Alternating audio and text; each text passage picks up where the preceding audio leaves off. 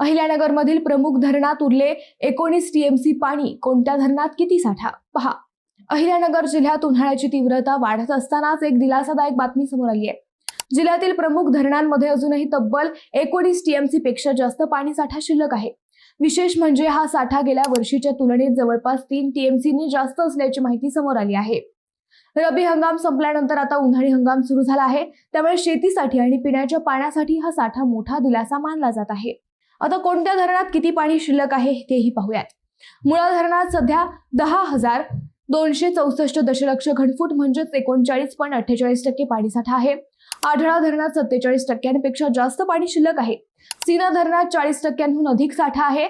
भंडारदरा धरणात सध्या 30.57% पाणी उपलब्ध आहे. तर निळवंडे धरणात 25% साठा शिल्लक आहे. घोड धरणात 21% पाणी आहे. मात्र भोजापूर धरणाची स्थिती चिंताजनक मानली जात आहे. येथे फक्त 2.44% इतकाच पाणी साठा उरला आहे. दरम्यान वाढते तापमान, अल निनोचा परिणाम आणि मोठ्या प्रमाणात होणारे बाष्पीभवन यामुळे पुढील काही महिने अत्यंत महत्त्वाचे ठरणार आहेत. त्यामुळे पाण्याचा वापर जपून आणि नियोजनबद्ध करण्याचे आवाहन पर्यावरण प्रेमींकडून करण्यात येत आहे.